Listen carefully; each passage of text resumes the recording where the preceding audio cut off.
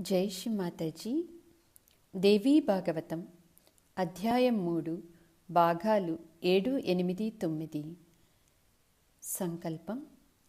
మమ ఆత్మానాం సహజయోగి కుటుంబానాం ఆత్మోన్నతి ప్రీత్యర్థం మోక్ష ప్రాప్తి ప్రీత్యర్థం సాక్షాత్ శ్రీ ఆదిశక్తి మాతాజీ శ్రీ నిర్మలాదేవ్యై పూజానాం కరిష్యే. పరమాత్మ యొక్క స్వరూప స్వభావాలు త్రిగుణాల ఆధారంగా సృష్టి రచన త్రిగుణాల గురించి వివరించమని నారదముని బ్రహ్మదేవుణ్ణి వేడుకొనటం. ఈ విధముగా ఆదిపరాశక్తి దర్శన భాగ్యంతో త్రిమూర్తులు పరమానందభరితులయ్యారు. నారదముని బ్రహ్మదేవుణ్ణి ఈ విధముగా అర్థించెను. పితామహ, అవినాశి, నిర్గుణుడు, అచ్యుతుడు, అవ్యయుడు అయిన ఆదిపురుషుని గురించి తెలుసుకోవాలన్న శుద్ధ ఇచ్చ కలిగినది. మీ దర్శన అనుభవం గురించి దయచేసి వివరించండి. త్రిగుణాత్మిక అయిన ఆదిపరాశక్తిని మీరు వీక్షించారు. నిర్గుణ స్వరూపుని సగుణ రూపంలో ఎలా ఉంటుంది? ఆదిపురుషుడు ఎలా ఉంటాడు? శ్రీ విష్ణువు నివాసమైన శ్వేతద్వీపములో నేను అనేక మంది యోగులు, మహాత్ములు, మునులు అనేక యుగాలుగా తపస్సును ఆచరించుచున్నారు. మాకెవరికి పరబ్రహ్మ పరమాత్మని దర్శన భాగ్యము కలుగలేదు. దయచేసి ఆ ఆదిపురుషుని గురించి మాకు తెలియచేయండి అని నారదముని సృష్టికర్త బ్రహ్మదేవుని అర్థించెను. అది విన్న బ్రహ్మదేవుని స్వరంలో వైఖరి శక్తి మంత్రము వలె ప్రవహించగా చిరునవ్వుతో ఈ విధముగా సమాధానమిచ్చెను. ఓ నారద, నిర్గుణ స్వరూపము కంటికి కనపడదు. ప్రకృతి పురుషులను కేవలము విశ్వాసంతోనే తెలుసుకొనగలము. సమస్త జీవులలోని చైతన్యమే ఆదిశక్తి, ఆదిపురుషుల తత్వము. అత్యంత భక్తి శ్రద్ధలతో విశ్వాసంతో ధ్యానించువారు ఆదిశక్తి ఆదిపురుషులను చేరుకోగలరు. అవిశ్వాసముతో వారిని తెలుసుకోవటం సాధ్యపడదు. సర్వ ప్రాణి కోటులలోని చైతన్యమే ఆదిశక్తి, ఆదిపురుషుడి తత్వము. ఈ తత్వము వివిధ రూపాలుగా సర్వత్రా వ్యాపించి ఉన్నది. నిర్మలమైన, శాశ్వతమైన, నిర్గుణమైన ఈ తత్వము సమస్త జీవుల అస్తిత్వము. ఈ తత్వము లేని జీవి సృష్టిలోనే ఉండడు. పరాశక్తియే పరమాత్మ, పరమాత్మయే పరాశక్తి. ఏమీయూ భేదము లేదు. ఈ సూక్ష్మం ముందు తెలుసుకో. ఇదే పరమసత్యము. సర్వశాస్త్రాలను అభ్యసించినను, సర్వ వేదాలను అధ్యయనం చేసినను సంసార బంధాల నుండి విముక్తి పొందవలనన్న శుద్ధ ఇచ్చ అంకురించినప్పుడే ప్రకృతి పురుషులలోని సూక్ష్మ అంతరమును అనుభవపూర్వకంగా తెలుసుకొనగలరు. ఓ పితామహ, సగుణ రూపములో నిర్గుణతత్వమును ఏ విధంగా తెలుసుకొనగలము? మీరు సర్వోత్తములు. త్రిగుణములు ఏ విధంగా రూపాంతరం చెందుతాయి? సత్వ, తమో, రజోగుణాలు అహంకారం నుండి ఏ విధంగా ఉద్భవించినవి? త్రిగుణాల లక్షణాలను కూడా దయచేసి వివరించండి. బ్రహ్మదేవుడు ఈ విధంగా చెప్పసాగెను. అహంకారము 3 రకముల శక్తులు కలిగి ఉన్నది. జ్ఞానశక్తి, క్రియాశక్తి, అర్ధశక్తి. ఇంద్రియముల ద్వారా అనుభవపూర్వకంగా తెలుసుకునేది. జ్ఞానశక్తి సాత్విక అహంకారం నుండి ఉద్భవించినది. క్రియాశక్తి రాజసిక అహంకారం నుండి ఉద్భవించినది. అర్ధశక్తి తామసిక అహంకారం నుండి ఉద్భవించినది. ఈ 3 శక్తులు ఏ విధంగా పనిచేస్తాయో ఇప్పుడు వివరముగా తెలియచేసెదను. శ్రద్ధగా సంపూర్ణ చిత్తముతో ఆలకించుము. తామసమైన ద్రవ్యశక్తి నుండి శబ్దము, స్పర్శ, రూపము, రసము, గంధము అను పంచ తన్మాత్రలు ఉద్భవించినవి.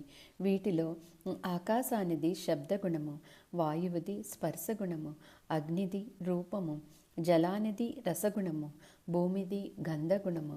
పంచ తన్మాత్రల తామసిక అంశములు వివిధ పరిణామములలో పంచభూతములతో కలిసి పంచీకరణము చెంది ఈ విభిన్నమైన వైవిధ్యమైన సృష్టి ఏర్పడినది. ఇలా పంచీకరణం చేసిన భూతాల నుంచే బ్రహ్మాండము, భిన్న భిన్న స్వభావాలు కలిగిన శరీరాలు జన్మించాయి. ఓ నారద, ఇప్పుడు రాజసిక అహంకారం గురించి వివరించదను. శ్రద్ధగా ఆలకించము.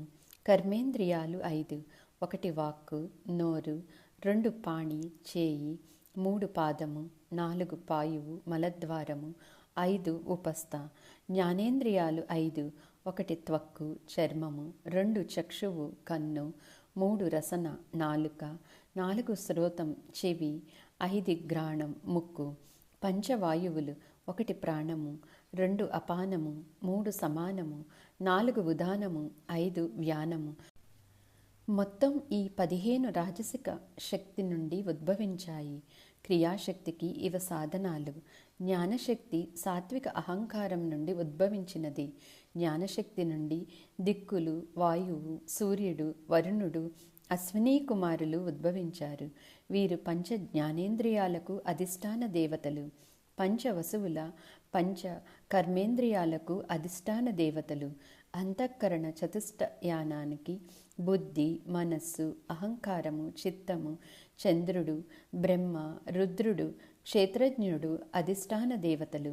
మనస్సుతో కలిపి మొత్తం 15 సాత్విక అహంకారము నుండి ఉద్భవించినవి.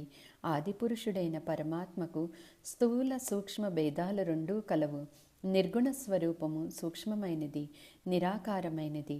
సాధకులు ధ్యానం ద్వారానే పరమాత్మ యొక్క నిర్గుణ స్వరూపమును చైతన్య తరంగాల రూపములలో అనుభవపూర్వకంగా దేహములో అనుభూతి చెందుతారు. బ్రహ్మదేవుడు ఈ విధముగా చెప్పసాగెను. నా ఈ దేహాన్ని సూత్రాత్మ లేదా దైవిక సూత్రము అని అంటారు. నా దేహము ఆత్మ పరమాత్మ యొక్క స్థూల రూపముకు హిరణ్య గర్భునిగా వ్యక్తమైనది. శబ్దము, స్పర్శ, రూపము, రసము, గంధము అను పంచ తన్మాత్రలు పంచీకరణమనే ప్రక్రియ ద్వారా పంచభూతాలైన భూమి, అగ్ని, జలము, వాయువు, ఆకాశముగా ఏర్పడతాయి.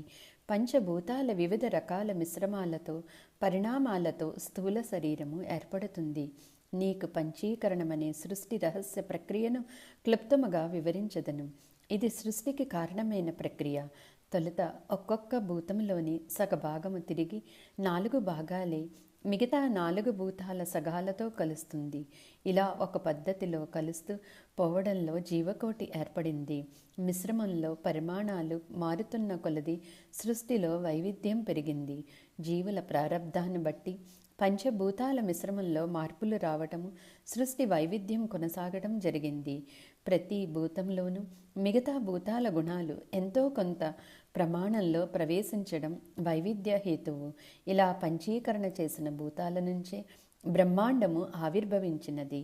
ఆకాశానికి ఒకే ఒక గుణం శబ్దము, వాయువుకి స్పర్శ శబ్దము, అగ్నికి రూపము స్పర్శ శబ్దము, జలముకి శబ్దము స్పర్శ రూపము రసము, పృథ్వీకి శబ్దము స్పర్శ రూపము రసము గంధము గుణముల కలవు. ఈ పంచభూతాల పంచ తన్మాత్రల వివిధల కలయికల ద్వారా బ్రహ్మాండము ఏర్పడినది. 84 లక్షల జీవరాశులు ఉద్భవించినవి. ఓ నారద, నీకు సృష్టి మూలమైన పంచీకరణ ప్రక్రియను వివరించాను. ఇప్పుడు త్రిగుణాల గురించి వివరిస్తాను. సంపూర్ణ చిత్తముతో శ్రద్ధగా ఆలకించుము. స్వచ్ఛమైన ప్రేమనే సత్వగుణము. ఆనందము నుండి ప్రేమ జనిస్తుంది. దీనిని సాత్విక ప్రేమ అంటారు. సరళత, చిత్తశుద్ధి, సత్యం, ధర్మం, స్వచ్ఛత, విశ్వాసం, గౌరవము, కరుణ, సహనము, క్షమాగుణము, సంతృప్తి, వినయము, శాంతి, ప్రశాంతత, సంతృప్తి అను గుణములు సాత్విక ప్రేమ నుండి జనిస్తాయి. సత్వగుణము యొక్క రంగు అత్యంత తేజోవంతమైన ప్రకాశవంతమైన తెలుపు. సత్వగుణము ధర్మ మార్గమును మరియు విశ్వాసమును ప్రోత్సహిస్తుంది. సత్వగుణము కలవారు స్వచ్ఛమైన ప్రేమ, భక్తి, శ్రద్ధలు, విశ్వాసము సర్వత్రా వ్యాపింపచేస్తారు. అసాత్వికులలో స్వచ్ఛమైన ప్రేమ లోపిస్తుంది. మునులు, తత్వవేత్తలు శ్రద్ధను 3 రకాలుగా విభజించారు. సత్వ, రజో, తమో. రాజసిక శ్రద్ధ రక్తవర్ణములో ఉంటుంది. ఇది అప్రీతకరము. రాజసిక శ్రద్ధ వలనే ద్వేషము, దురాభిమానము, పగ, విషం, దుర్మార్గం, తిరుగుబాటు, దురాశ, మొండితనం, అవిధేయత, కార్యసాధన గురించి ఆందోళన, అలసత్వము ప్రబలుతాయి. రాజసిక శ్రద్ధ ప్రధాన లక్ష్యము అధికారం లేదా ఆధిపత్యాన్ని స్థాపించటం. మదము, గర్వము, చపలత్వము, మానసిక వక్రబుద్ధి ఇవన్నీ రాజసిక శ్రద్ధ లక్షణాలు. వివేకవంతులు ఈ లక్షణాలను బట్టి రాజసిక శ్రద్ధ కలిగిన వారిని గుర్తిస్తారు. తామసిక శ్రద్ధ రంగు, నలుపు, మోహాన్ని, విషాదాన్ని, భ్రమను, గందరగోళాన్ని కలిగిస్తుంది. అలసత్వము, అజ్ఞానము, నిద్ర, దైన్యము, భయము, వివాదశీలము, కార్పణ్యము, కుటిలత్వము, రోషము, వైషమ్యము, పరనింద ఈ తామసిక శ్రద్ధ లక్షణాలు. తామసిక శ్రద్ధ ప్రభావంతో ఒక వ్యక్తి హింసించటము, దుఃఖము, ఆందోళన కలిగించటము చేస్తూ సామూహికతలో జీవించలేరు. శుభము మరియు ధర్మాన్ని కోరుకునేవారు సత్వగుణాన్ని అవలంబించుకోవాలి, రజోగుణాన్ని నియంత్రించుకోవాలి, తమోగుణాన్ని సంహరించుకోవాలి. సత్వ, రజో, తమో గుణాలు ఒకదానితో ఒకటి కలహించుకుంటూ ఉంటాయి. ఒకదానిపై ఒకటి ఆధారపడి ఒకదానిని ఒకటి ఆశ్రయించి ఉంటాయి. కేవలం సత్వగుణము, కేవలం రజోగుణము, కేవలం తమోగుణము ఎక్కడా ఉండవు. ఈ త్రిగుణాలు ఎప్పుడూ కలిసే ఉంటాయి. అరిషడ్ వర్గాలైన కామ, క్రోధ, లోభ, మోహ, మద, మాత్సర్యాలు దుఃఖానికి మొదటి హేతువులు. మనిషికి నిజమైన శత్రువులు వారిలో ఉండే అరిషడ్ వర్గాలు. ఇవి అందరినీ పతనం దిశగా పయనింపచేస్తాయి. అరిషడ్ వర్గాలను జయిస్తే భగవంతుని తత్వం బోధపడి పుణ్యాత్మలము అవుతాము. ఈ దుష్ట ధోరణులు కలిగి ఉన్నంత వరకు కఠోర సాధనైన తీర్థయాత్రలు, త్యాగాలన్నీ కూడా నిష్ప్రయోజనము. నిరాశ, నిస్పృహలు, కోరికలు, సందేహాలు తప్ప ఎటువంటి ప్రయోజనము ఉండదు. ఉదాహరణకు, ఒక రైతు అత్యంత అసమానమైన కఠినమైన భూమిని శ్రమించి బాగుచేసి దున్ని పంట వేయుటకు అనుగుణంగా చేసి మంచి దిగుబడి ఇచ్చే విత్తనాలను నాటి రాబడి కోసం నిరీక్షించుచు ప్రతిదినము కాపలా కాస్తాడు. శీతాకాలంలో పంట చేతికి వచ్చే సమయంలో ఒక రాత్రి అలసిపోయి నిద్రించగా ఆ పంటను జింకలు, దుప్పులు, ఇతర జంతువులు పూర్తిగా తినేస్తాయి. ఆ రైతు చేసేదేమీ లేక దుఃఖంలో మునిగిపోతాడు. అదేవిధంగా అరిషడ్ వర్గాలను జయించలేని వారు ఎంతటి కఠోర సాధన చేసినను నిరాశ, నిస్పృహలు తప్ప ఆధ్యాత్మిక ఉన్నతి పొందలేరు. శాస్త్రజ్ఞానం వల్ల సత్వగుణం వృద్ధి చెంది సత్వ వైరాగ్య భావాన్ని కలిగిస్తుంది. సత్వగుణము నిష్కలంకమైనది, తేజోవంతమైనది, అన్ని రకాల దుష్ట ధోరణుల నుండి విముక్తి పొందినది. తమో రజోగుణాలను జయించగలుగుతుంది. దురాశ మరియు దురభిమానం వల్ల రజోగుణము సత్వ తమో గుణాలను అధిగమిస్తుంది. భ్రమ, భ్రాంతి, అజ్ఞానం వల్ల తమోగుణము సత్వ రజోగుణాలను అధిగమిస్తుంది. ఇప్పుడు ఈ త్రిగుణాలు ఒకదానిని ఇంకొకటి ఏ విధంగా అధిగమిస్తాయో వివరిస్తాను. శ్రద్ధగా ఆలకించము. సత్వగుణమును జాగ్రత్తగా కాపాడుకోవాలి.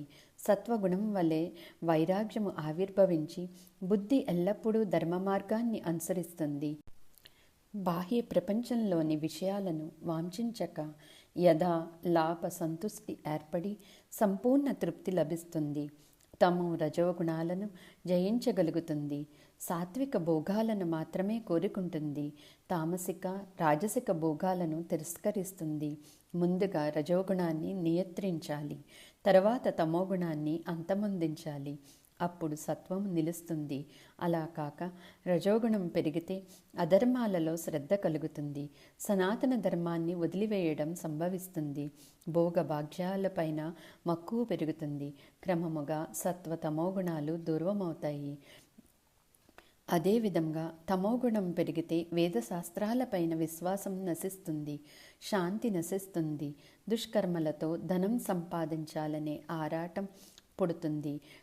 క్రమంగా సత్వరజోగుణాలు అడుగంటిపోతాయి. కామచోర భావాలు రాజ్యమేలుతాయి. ఈ త్రిగుణాలు ఎప్పుడూ ఒంటరిగా ఉండవు. ఒకదానిపై ఒకటి ఆధారపడి ఒకదాన్ని ఒకటి ఆశ్రయించి ఉంటాయి. ఒక్కొక్కప్పుడు సత్వగుణమే రజోతమో గుణాలను పుట్టిస్తుంది. ఇంకొకప్పుడు రజోగుణము సత్వతమో గుణాలను కలిగిస్తుంది. అలాగే కొన్ని సందర్భాలలో తమోగుణము మిగతా రెండింటికి జన్మనిస్తుంది. ఈ విధముగా ఇవి ఒకదానికొకటి కారణాలు అవుతాయి. ఇవి అన్యోన్య ప్రసవ ధర్ములు. ఏ విధంగా మట్టి అనేది కుండ తయారీకి కారణమవుతుందో, లోకములో స్త్రీ పురుషులు ఎలాగ జంటలు కడుతున్నారో అలాగే ఈ గుణాలు కూడా మిథునాలు అవుతూ ఉంటాయి. సత్వగుణము తమోగుణంతో కానీ రజోగుణంతో కానీ జతపడవచ్చు. అలాగే రజోగుణము సత్వగుణంతో కానీ తమోగుణంతో కానీ జతపడవచ్చు. అదేవిధముగా తమోగుణము మిగిలిన 2 గుణాలతో దేనితో అయినా జతపడవచ్చు. జతపడిన మూడవ దాన్ని మింగేసే ప్రయత్నం చేస్తాయి. పరస్పరము ప్రబోధించుకుంటూ ఉంటాయి. మనస్సులో ఈ త్రిగుణాల పరస్పర చర్యల ద్వారా జ్ఞానము అంకురిస్తుంది. జ్ఞానము, జ్ఞాని, జ్ఞాత, కర్త, కర్మ క్రియలుగా కార్యసాధనకు ప్రేరణ కలిగిస్తాయి. ఉదాహరణకు, ఒక యజ్ఞము సంపూర్ణమగుటకు యజ్ఞానికి అధిష్టాన దేవత, యజ్ఞ ఫలాన్ని ప్రసాదించువారు, యజ్ఞ ఫలము ఈ 3 కలిస్తేనే యజ్ఞము పరిపూర్ణమవుతుంది. నారదముని ఈ విధముగా చెప్పసాగెను. ఈ విధముగా పితామహుడైన బ్రహ్మదేవుడు త్రిగుణాల గురించి వివరించినను నాకు ఇంకా కొన్ని సందేహాలు కలిగినందున ఈ విధంగా అర్థించాను. ఓ పితామహ, త్రిగుణాల గురించి మీ దివ్య స్వరం నుండి విన్నా నాకు అమృతమును ఆస్వాదించిన అనుభూతి కలిగినది. కానీ నాకు త్రిగుణాల గురించి ఇంకా అత్యంత సూక్ష్మ విషయాలను తెలుసుకోవాలన్న జిజ్ఞాస కలుగుతుంది.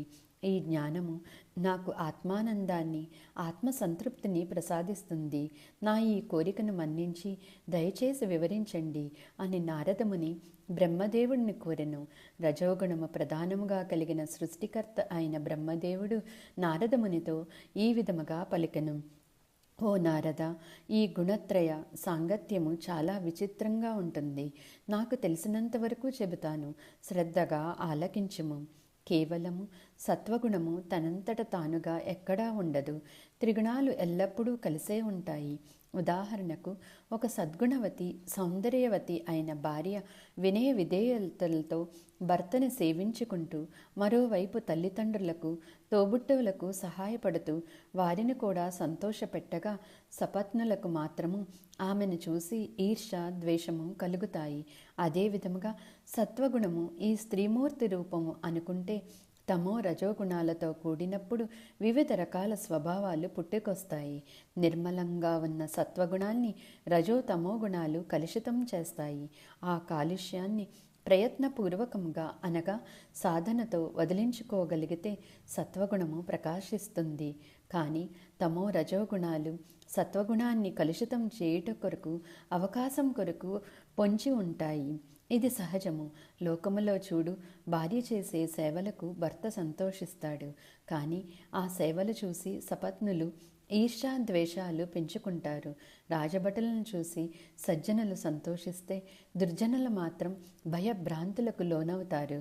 కుండపోతగా వర్షం కురిసినప్పుడు కర్షకులు సంబరపడితే, ఇంటికప్పు సరిగా లేని పూరిగుడిసెలో నివసించేవారు వర్షాన్ని నిందిస్తారు. ఈ విధముగా ఈ త్రిగుణాలు ఒక వ్యక్తి యొక్క స్వభావానికి అనుగుణంగా సుఖదుఖాలను కలిగిస్తూ ఉంటాయి. బ్రహ్మదేవుడు ఈ విధముగా చెప్పసాగెను. ఓ నారద, ఈ త్రిగుణాల యొక్క లక్షణాలను వివరిస్తాను, శ్రద్ధగా ఆలకించుము. తేజోవంతము, ప్రకాశవంతము, నిర్మలత్వము సత్వగుణము యొక్క లక్షణములు.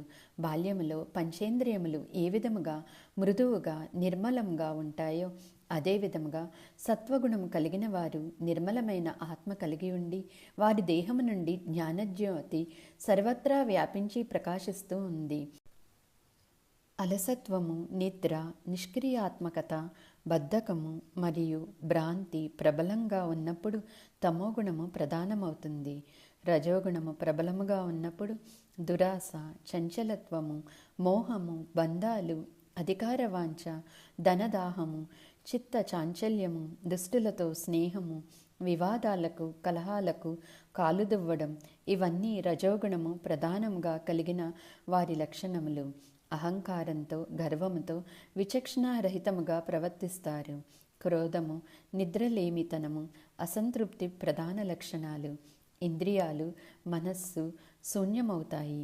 బ్రహ్మదేవుడు ఇంతగా త్రిగుణాల లక్షణములను విడమర్చి విశదీకరిస్తే నారదముని శ్రద్ధగా ఆలకించి లబ్ధి పొందాడు. మరొక సందేహం కలిగినది. నారదముని బ్రహ్మదేవుణ్ణి ఈ విధముగా వినయముగా ప్రశ్నించెను. పితామహ, ఇంతటి విభిన్న లక్షణాలు కలిగిన ఈ గుణాలు ఒకే చోట ఎలా నిలుస్తాయి? శాశ్వతంగా ఎలా కలిసి పనిచేస్తున్నాయి? నిజానికి ఇవి పరస్పర శత్రువులు కదా అని ప్రశ్నించెను. అప్పుడు బ్రహ్మదేవుడు, పుత్ర, దీని వెనుక ఉన్న రహస్యాన్ని తెలియచేస్తాను, శ్రద్ధగా ఆలకించుము అని ఈ విధముగా చెప్పసాగెను. ఈ త్రిగుణాలు దీపం వంటివి. వత్తి, తైలము, అగ్ని మూడు పరస్పర విరుద్ధాలే, అయినా దీపం ప్రకాశిస్తూ ఉంటుంది. తైలానికి వత్తితోనూ అగ్నితోనూ విరుద్ధమే. అదేవిధంగా అగ్నికి వత్తికి మిగిలిన రెండూ శత్రువులే, అయినా కూడా కలిసి ఉంటాయి, వెలుగునిస్తాయి. అదేవిధముగా గుణాలు, వాటి కలయికలు ప్రకృతి సిద్ధాలు అని బ్రహ్మదేవుడు నారదముని తెలిపెను. ఇదంతా జ్ఞాపకం ఉంచుకుని నారదముని వేదవ్యాస మహర్షికి వివరించెను. ఇప్పుడు వేదవ్యాసుడు జన్మేజయ మహారాజుకు వివరిస్తున్నాడు. వ్యాస మహర్షి ఈ విధంగా చెప్పసాగెను. ఓ మహారాజా, నేను అడిగినంతనే నారదముని త్రిగుణాలు, వాటి లక్షణాలు, వాటి పనితీరు వివరంగా వర్ణించారు. అన్నింటికన్నా పరమసత్యం ఏమిటంటే, ఈ అనంత సృష్టి ఎవరి నుండి ఆవిర్భవించినదో ఆ పరమపూజ్య ఆదిపరాశక్తిని అత్యంత విశ్వాసముతో, భక్తి శ్రద్ధలతో పూజించాలి. పరిస్థితుల ప్రభావానుసారముగా, అవసరానుగుణముగా ఆదిశక్తి సగుణ లేదా నిర్గుణ రూపములో వ్యక్తావ్యక్తమవుతుంది.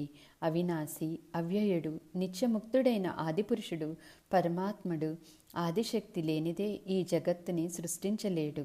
మహామాయ ఆదిశక్తి లేనిచో పరమాత్ముడు అకర్త. ఈ అనంత విశ్వాన్ని సృష్టించినది మహామాయ.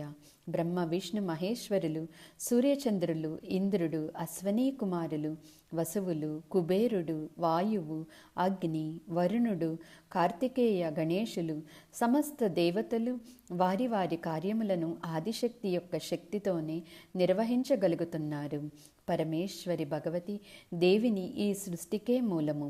ఆదిశక్తియే త్రిగుణాత్మికైన శ్రీ మహాకాళి, శ్రీ మహాసరస్వతి, శ్రీ మహాలక్ష్మి. సమస్త జీవులలోని చేతనాశక్తి. ఈ సృష్టిలో సమస్తము ఆదిశక్తి నుంచే ఉద్భవించినవి. ఆదిశక్తి సర్వవాంఛా ఫలసిద్ధి ప్రదాయిని, శాంతస్వరూపిణి, పరమానందదాయిని, దయామయి. ఆదిశక్తి యొక్క దివ్యనామాలు స్మరించినంతనే కోరిన వరములు ప్రసాదిస్తుంది. త్రిమూర్తులతో సహా సమస్త దేవతలు ఆదిశక్తిని నిరంతరంగా ఆరాధిస్తారు.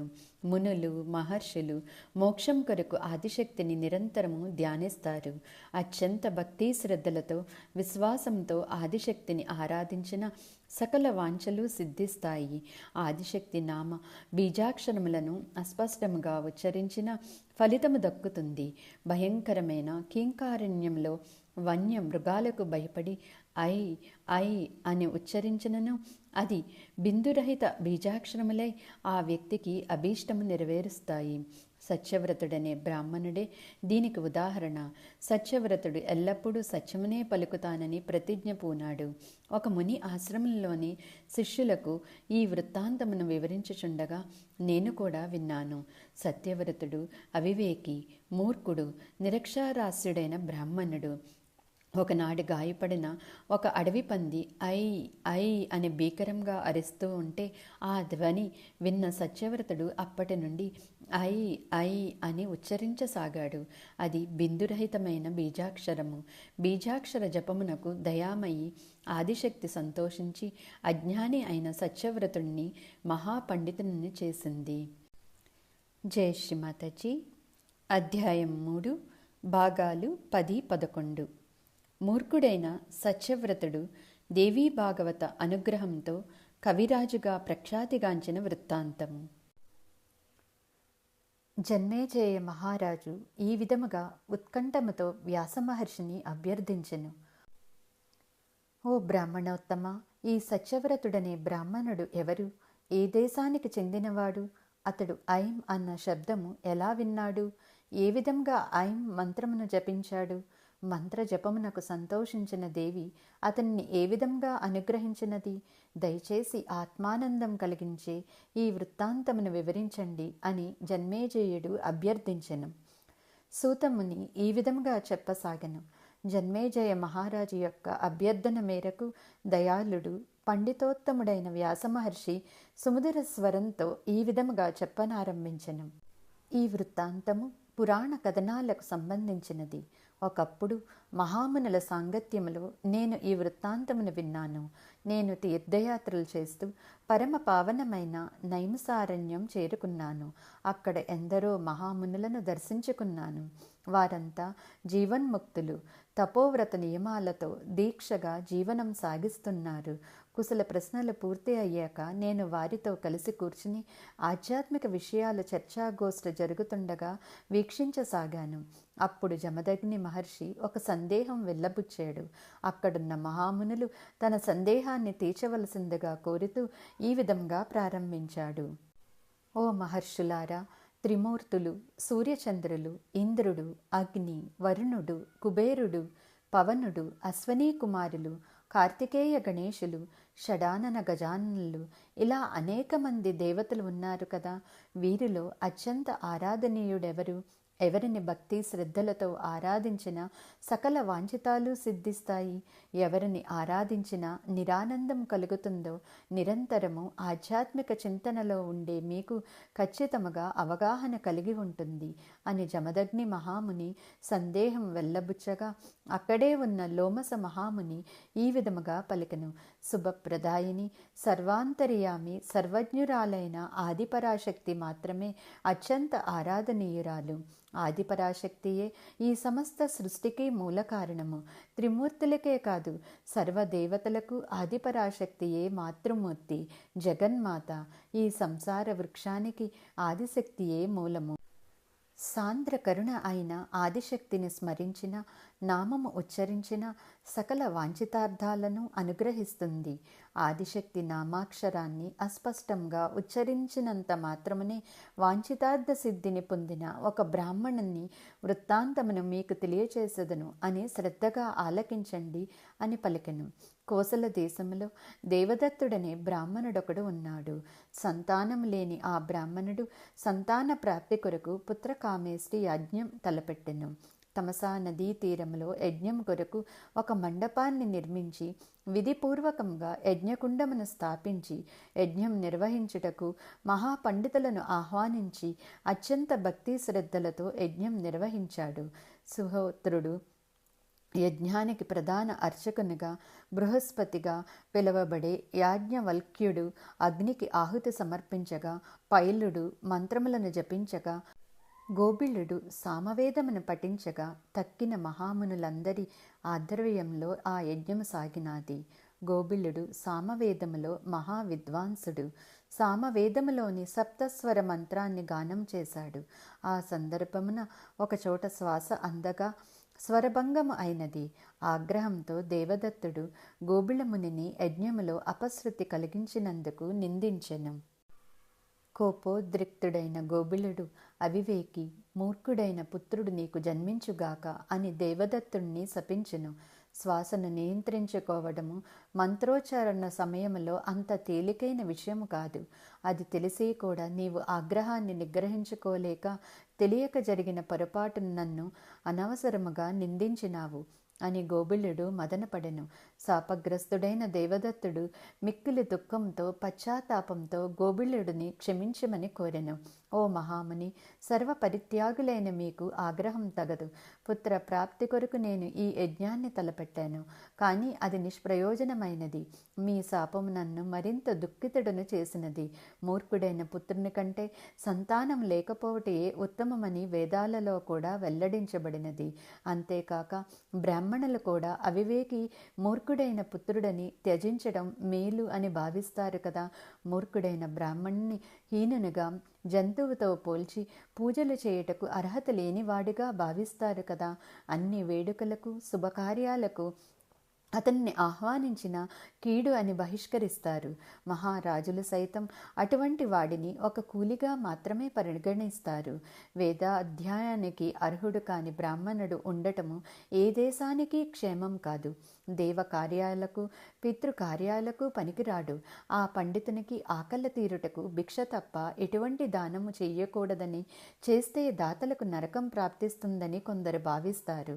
ఆ పండితుడిని పూజించే దేశము దేశమేనా, రాజు రాజేనా? ఓ గోబిళ మహాముని, మూర్ఖపుత్రుడు మరణం కంటే ఘోరము. నాయందు దయ చూపించు మహానుభావ, శాపాన్ని మళ్లించే శక్తి సామర్థ్యాలు నీకే కలవు. నన్ను మన్నించి దయచూపుము అని దేవదత్తుడు వేడుకున్నాడు. ఈ విధముగా దేవదత్తుడు గోబిళ మహామునిని కన్నీటి పర్యంతంగా వేడుకున్నాడు. దేవదత్తుని ఆవేదనను అర్థం చేసుకున్న గోబిళ మహాముని ఈ విధముగా పలికెను: మహామునుల ఆగ్రహము క్షణిక మాత్రమే. పాపాత్ములైతేనే ఆ ఆగ్రహము దీర్ఘకాలము ఉంటుంది. స్వభావతః నీరు చల్లగా ఉంటాయి, వేడి తలిగితే వేడెక్కుతాయి, కానీ వేడి తొలగిస్తే మరలా చల్లబడతాయి. అది నీటి సహజ గుణము. అదే విధముగా మహామునుల ఆగ్రహం కూడా. దేవదత్త, మూర్ఖుడిగా జన్మించిన నీ పుత్రుడు తర్వాత మహా విద్వాంసుడవుతాడు, నీకు ఆనందాన్ని కలిగిస్తాడు. ఇక నీవు దుఃఖించవలదు అని గోబిళ మహాముని దేవదత్తుని సమాధానపరచెను. గోబిళ మహాముని మాటలు విని దేవదత్తుడు శాంతించి యజ్ఞానికి విచ్చేసిన బ్రాహ్మణులను తగు విధముగా బహుమతులతో సత్కరించి యజ్ఞాన్ని పూర్తి చేసెను. అటు తర్వాత దేవదత్తుని పత్ని రోహిణి గర్భము దాల్చినది. సీమంతము ఇతర వేడుకలను విధిపూర్వకంగా పూర్తి చేశారు. ఒక శుభదినమున శుభముహూర్తములో రోహిణీ నక్షత్ర లగ్నమున దేవదత్తునికి పుత్రుడు జన్మించాడు. దేవదత్తుడు అతని పుత్రునకు అతధ్య అని నామకరణము చేసెను. 8వ ఏట ఉపనయనము చేసి ఒక గురువు వద్దకు వేదాభ్యాసం కొరకు పంపెను. కానీ అతధ్యేయుడు ఏమీ నేర్చుకోలేకపోయాడు. మూర్ఖుని వలె ప్రవర్తించేవాడు. దేవదత్తుడు అనేక ప్రయత్నములు చేసినను ఎటువంటి ఫలితమూ దక్కలేదు. దేవదత్తుడు పుత్రులను చూసుకుని నిరాశతో కృంగిపోయేవాడు. అతధ్యేయునికి 12 సంవత్సరముల వయసు వచ్చినది. అయినను ఒక్క మంత్రము కూడా అభ్యసించలేదు. అందరూ అతనిని అవివేకి, మూర్ఖునిగా భావించసాగారు. అందరూ అవహేళన చేయసాగారు. తల్లిదండ్రులు కూడా అతడిని నిష్ప్రయోజకుడని చీదరించుకొన్నారు. లోకమంతా పరిహసించిన అతధ్యేయుడు భరించాడు. కానీ తల్లిదండ్రులు కూడా ఆదరించలేకపోయేసరికి కుమిలిపోయాడు. అతడికి తెలియకుండా వైరాగ్యము అలుముకుని అడవులకి వెళ్ళిపోయాడు. గంగానదీ తీరములో ఒక కుటీరం నిర్మించుకుని సర్వము పరిత్యజించి ఎల్లప్పుడూ సత్యమనే పలికెదనని వ్రతము పూనాడు.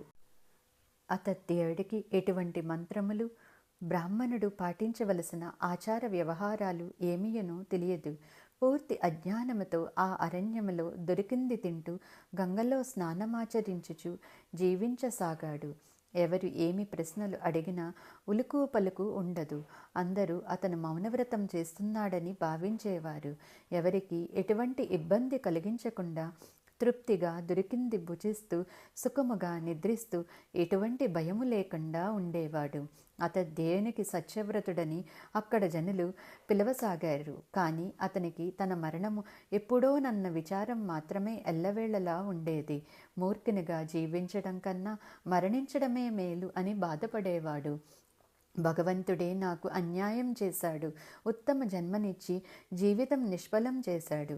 పాలు లేని ఆవు వలె, పండ్లు కాయని వృక్షం వలె నా జీవితం కూడా నిష్ప్రయోజనము.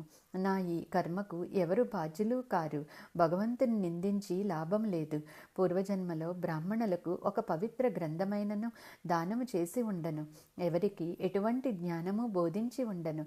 అందుకే ఈ జన్మలో మూర్ఖుడైన బ్రాహ్మణుడిగా జన్మించాను. బ్రాహ్మణులను గౌరవ మర్యాదలతో సత్కరించగా, గృహమునకు పండితులను మునులను ఆహ్వానించి గౌరవించక, ధ్యానం చెయ్యక ఈ జన్మలో కర్మను అనుభవిస్తున్నాను. ఎంతోమంది యువ బ్రాహ్మణులు వేదాలను అభ్యసించి మహాపండితులయ్యారు. కానీ నా దురదృష్టము, నాకు ధ్యానం చేయుట, పూజ వివిధ విధానములు భగవంతుని ప్రార్థించుట ఏమీయనూ తెలియదు. నాకు తెలుసుకోవాలన్న శుద్ధ ఇచ్చ కలిగినను నా దౌర్భాగ్యం వల్ల ఎటువంటి ప్రయోజనమూ లేదు. ఈ విధముగా ఎల్లప్పుడూ మదనపడుతూ అతధ్యేయుడు జీవించసాగాడు. గంగానదీ తీరమున ఒక కుటీరం నిర్మించుకుని జనసమూహమునకు దూరముగా ఏకాంతముగా జీవించసాగాడు. అంతటి చిన్న వయస్సులోనే మృత్యువు కొరకు వేచుచు 14 సంవత్సరములు ఎటువంటి పూజలు చేయకుండా, ఆచారాలు పాటించకుండా, మంత్రములు జపించక, భగవంతుని స్తుతించక కాలము గడిపెను. కానీ ఎప్పుడూ సత్యమే పలుకుతూ లోకమంతా సత్యవ్రతునిగా ప్రఖ్యాతిగాంచాడు. ఇలా ఉండగా ఒకనాడు ఒక బోయవాడు వేటాడుతూ సత్యవ్రతుని ఆశ్రమం వద్దకు వచ్చాడు. అతని ఆకారం క్రూరముగా ఉన్నది. ఆ బోయవాడు ఒక అడవి పందిని గురిపెట్టి బాణం సంధించాడు. ఆ బాణముకు గాయపడిన ఆ అడవి పంది ఉక్కిరి బెక్కిరై అటు ఇటు ఆశ్రమం దగ్గర పరుగులు తీయసాగింది. ఆ ప్రాంగణమంతా రక్తం మడుగైనది. దాని దయనీయ స్థితి చూసి సత్యవ్రతుడు కరిగిపోయాడు. దయార్థ హృదయుడైన సత్యవ్రతుడు బాధపడుతూ తెలియకుండానే హృదయాంతరాంగాల నుండి సరస్వతీ బీజాక్షరమునైన అయంను ఉచ్చరించాడు. గాయపడిన ఆ అడవి పంది ప్రాణభయంతో ఆశ్రమం వద్ద ఒక పొదచాటులో నక్కియున్నది. బోయవాడు ఆ అడవి పందిని వెతుకుతూ ఆశ్రమం వద్దకు వచ్చి అతధ్యేయుడికి నమస్కరించి, నా కుటుంబ ఆకలి తీర్చాలి, అందుకే ఒక అడవి పందిని వేటాడాను. బ్రహ్మదేవుడు నా జీవనోపాధికి కల్పించిన వృత్తి ఈ వేటాడటం. నీవు సత్యవ్రతుడు కదా, ఎల్లప్పుడూ సత్యమే పలికదవని వినియున్నాను. నా బాణానికి గాయపడిన అడవి పంది ఇటే వచ్చినది. నీవు తప్పకుండా చూసి ఉంటావు. దయచేసి అది ఎటు వెళ్ళినదో తెలియచేయండి అని అడిగాను. ఈ విధముగా బోయవాడు ప్రశ్నించుచుండగా సత్యవ్రతుని మనస్సులో ఆందోళన మొదలైంది. నేను ఎల్లప్పుడూ సత్యమునే పలుకుతానన్న ప్రతిజ్ఞ పూనాను. కానీ ఇప్పుడు నేను ఈ అడవి పందిని చూడలేదని ఏ విధముగా అసత్యం పలకవలెను? ఒకవేళ సత్యం పలికినచో నిస్సందేహంగా ఈ బోయవాడు అడవి పందిని హతమారుస్తాడు. సత్యం పలుకుట వలన ఒక జీవికి హాని కలుగుతుందని తెలిసినప్పుడు నా సత్యవ్రతాన్ని వీడి అసత్యం పలికి ఆ అడవి పందిని రక్షించుటే ఉత్తమము అని భావించెను.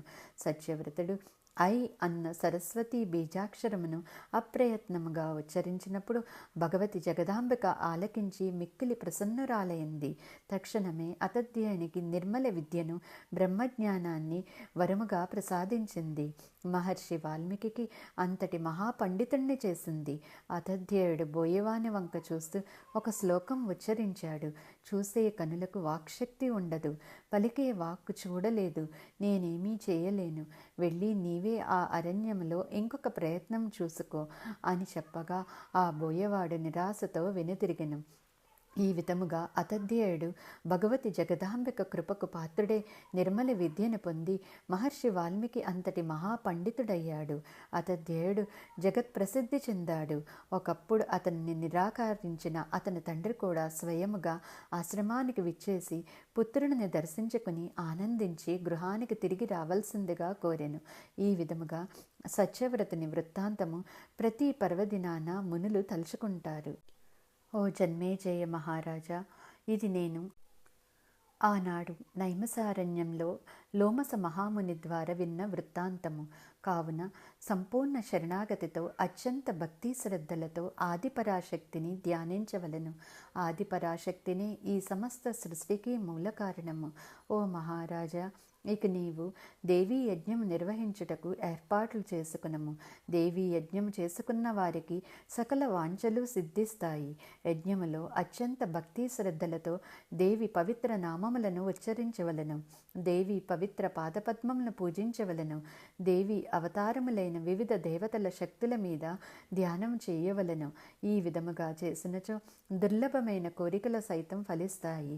ఓ మహారాజా, అనారోగ్యంతో బాధపడువారు, దయనీయ స్థితిలో ఉన్నవారు, పేదరికం అనుభవించువారు, మూర్ఖులు, శత్రువులు చుట్టుముట్టిన వారు, బానిసత్వంలో జీవించేవారు, ఇంద్రియ సుఖాలలో మునిగినవారు, సంతృప్తి లేనివారు, దురాసపరులు, అత్యాసపరులు, బలహీనులని దేవి భగవతిని ఆరాధించని వారిగా వివేకం కలవారు గుర్తించగలరు.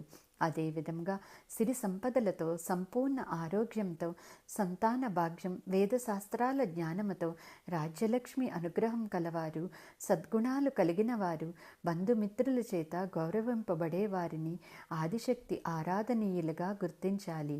అటువంటి వారు భక్తి శ్రద్ధలతో, సంపూర్ణ శరణాగతితో దేవి జగదాంబికను ఆరాధించి ఆనందముగా జీవించెదరు. వ్యాస మహర్షి ఈ విధముగా చెప్పసాగెను. ఓ మహారాజా, ఇక నీవు అత్యంత భక్తి శ్రద్ధలతో దేవి జగదాంబికను ఆరాధించవలను. జై శ్రీ మాతాజీ. దేవీ భాగవతం అధ్యాయం 3 భాగము 12. 3 విధాల దేవీ యజ్ఞము. దేవీ యజ్ఞం యొక్క విశిష్టత. దేవీ యజ్ఞము నిర్వహించమని వ్యాస మహర్షి జన్మేజయ మహారాజుకి సూచించుట. జన్మేజయ మహారాజు ఈ విధముగా పలికెను. ఓ మహాత్మా, దేవి యజ్ఞ విధి విధానం గురించి దయచేసి వివరించండి. ఎటువంటి ఏర్పాట్లు చేసుకోవాలి? యజ్ఞములో ఉచ్చరించవలసిన మంత్రములు ఏమిటి? ఎంతమంది బ్రాహ్మణులను ఆహ్వానించాలి? ఎటువంటి దక్షిణను సమర్పించుకోవాలో దయచేసి వివరించండి. వ్యాస మహర్షి ఈ విధముగా చెప్పసాగెను. ఓ మహారాజా, దేవీ యజ్ఞ విధి విధానాలను వివరిస్తాను, శ్రద్ధగా ఆలకించుము. ఈ దేవీ యజ్ఞము 3 విధానాలు. సత్వ, రజో, తమో విధానాలు. మునులు, మహర్షులు సాత్విక దేవీ యజ్ఞం నిర్వహించెదరు. రాజసిక దేవీ యజ్ఞమును మహారాజులు నిర్వహించెదరు. ఇక తామసిక దేవీ యజ్ఞమును రాక్షసులు నిర్వహిస్తారు. సమస్తము త్యజించి భవబంధాల నుండి విముక్తి పొందిన మునులు, మహర్షులు ఎటువంటి బాహ్య విషయాలతో సంబంధం లేకుండా సంపూర్ణ చిత్తముతో అంతర్గత యజ్ఞం నిర్వహించెదరు. సాత్విక దేవీ యజ్ఞము నిర్వహించుటకు యజ్ఞస్థలం, శుభముహూర్తం, మంత్రములు, బ్రాహ్మణులు, యజ్ఞములో ఉపయోగించే సమస్త వస్తువులు సాత్విక గుణముతో కూడి ఉండవలెను. ఉదాహరణకు యజ్ఞస్థలము కాశీ లేదా అంతటి ఇతర పవిత్ర స్థలము. యజ్ఞము నిర్వహించుటకు మాఘమాసము ఆరంభం నుండి 6 నెలలలోపు సూర్యుడు ఉత్తరాయణములో ప్రవేశించిన తరువాత అత్యంత శుభకాలము. ధర్మబద్ధముగా నిజాయితీగా సంపాదించిన సంపదను మాత్రమే యజ్ఞానికి ఉపయోగించవలెను. వేదాలలో నిర్దేశించిన విధముగా మంత్రములు జపించవలెను. వేదం, శాస్త్రజ్ఞానం కలిగిన పండితులు అత్యంత పవిత్రతా భావంతో యజ్ఞాన్ని నిర్వహించాలి. ఈ విధముగా నిర్వహించే యజ్ఞాన్ని సాత్విక యజ్ఞము అందరు. ఇటువంటి యజ్ఞము పూర్ణ ఫలితము ఇస్తుంది. అన్యాయంగా, అక్రమంగా ఆర్జించిన ధనముతో ఎటువంటి యజ్ఞములు చేసినను ఫలితము దక్కదు. అందుచేత జీవిత కాలమంతా శ్రేయస్సు, సుఖశాంతులు, ఆనందం కోరుకునేవారు ధర్మబద్ధముగా ఆర్జించిన సంపదతో దేవీ యజ్ఞము అత్యంత భక్తి శ్రద్ధలతో పవిత్రముగా నిర్వహించవలెను. ఓ మహారాజా, పాండవులు నిర్వహించిన అత్యంత మహోన్నతమైన రాజసూయ యజ్ఞము గురించి నీకు అవగాహన ఉంది కదా. సాక్షాత్ శ్రీకృష్ణుడు స్వయముగా ఆ యజ్ఞానికి విచ్చేసెను. అమూల్యమైన బహుమతులను యజ్ఞం నిర్వహించిన బ్రాహ్మణులకు సమర్పించారు. భరద్వాజ మహాముని ఇంకా అనేక మంది మునులు ఆ యజ్ఞములో పాలు పంచుకున్నారు. ఆ యజ్ఞము 1 మాసము సాగినది. ఇంతటి భక్తి శ్రద్ధలతో యజ్ఞము నిర్వహించినను పాండవులకు అరణ్యవాసం తప్పలేదు. ఎన్నో కష్టాలను అనుభవించవలసి వచ్చినది. కౌరవులతో పాండవులు జూదములో ఓడిపోయి ద్రౌపదిని నిండు సభకు జుట్టు పట్టుకుని ఈడ్చుకు వచ్చి దుశ్శాసనుడు అవమానించిన పాండవులు ఏమీ చేయలేకపోయారు. అరణ్యవాసం ముగిశాక విరాటరాజు కొలువులో పాండవులు అజ్ఞాతవాసములో సేవకుల వలె తలదాచుకున్నారు. అక్కడ కూడా కీచకుడు ద్రౌపదిని అవమానించెను. ఇన్ని కష్టాలు అనుభవించిన పాండవుల గురించిన తెలిసిన తర్వాత వారు నిర్వహించిన ఆ రాజసూయ యజ్ఞములో ఖచ్చితముగా ఏదో లోపం జరిగినదని జ్ఞానులు భావించెదరు. ఈ విధముగా యజ్ఞములో ఎటువంటి తప్పిదము జరిగినా విపరీత ఫలం పొందెదరు. ఒకప్పుడు దేవేంద్రుడైన ఇంద్రుడు రాక్షస వినాశం కొరకు యజ్ఞము నిర్వహించ తలపెట్టెను. యజ్ఞానికి విశ్వరూపుణ్ణి గురువుగా ఆహ్వానించాడు. విశ్వరూపునికి దానవులతో సంబంధాలు కలవు. దానవులకు కూడా మేలు జరగవలనని యజ్ఞములో దేవతలకు దానవులకు స్వస్తి అని యజ్ఞం ముగించాడు. అటు తర్వాత దానవులు దినదినాభివృద్ధి చెందారు. అది చూసిన దేవేంద్రుడు యజ్ఞములో ఎక్కడో తప్పిదం జరిగినదో గ్రహించి ఆగ్రహంతో వజ్రాయుధంతో విశ్వరూపుని శిరస్సును ఖండించెను. దీనిని బట్టి నిస్సందేహముగా యజ్ఞములో ఎటువంటి తప్పిదం జరిగినా విపరీత ఫలితము దక్కును. అదే విధముగా ద్రోణాచార్యుణ్ణి సంహరించే పుత్రుణ్ణి వరముగా పొందుటకు పంచల నరేశుడైన ద్రుపదుడు యజ్ఞాన్ని నిర్వహించగా దృష్టద్యుమ్నుడు ద్రౌపది జన్మించారు. ద్రుపదుని కోరిక నెరవేరినది, యజ్ఞము సఫలమైనది. అదే విధముగా దశరథ మహారాజు పుత్రకామేష్టి యజ్ఞాన్ని నిర్వహించి 4 పుత్రులను వరముగా పొందెను. నిర్దిష్టముగా యుక్తియుక్తముగా యజ్ఞము చేసినచో సత్ఫలితము దక్కుతుంది. కనుక ఓ మహారాజా, యజ్ఞములో ఎటువంటి తప్పిదం జరిగినా విపరీత ఫలం దక్కునని తెలుసుకొనవలెను. పాండవులు చేసిన యజ్ఞములో ఖచ్చితంగా ఏదో దోషం జరిగినది.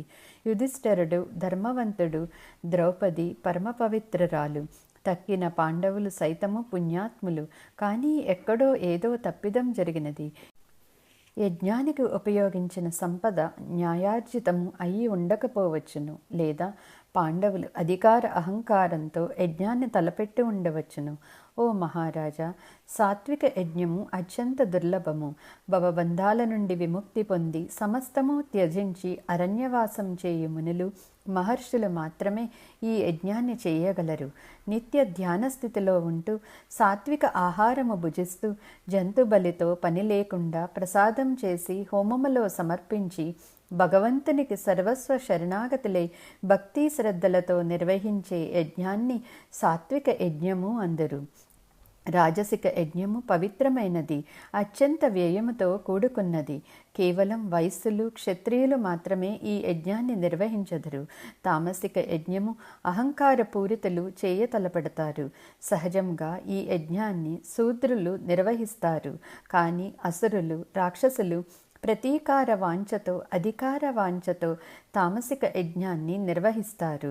తామసిక యజ్ఞము అత్యంత హానికరము.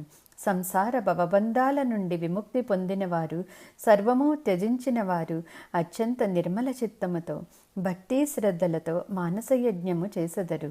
మహాత్ములు చేసే ఈ మానసయజ్ఞము అంతర్ముఖ యజ్ఞము, పరిపూర్ణ యజ్ఞము. మిగతా యజ్ఞాలకు శ్రద్ధ, ధనము, క్రియ, బ్రాహ్మణులు, ప్రదేశము, కాలదోషాలు ఉండవచ్చును. మానస యజ్ఞానికి వీటితో పని ఉండదు. మానస యజ్ఞము పూర్ణ యజ్ఞము.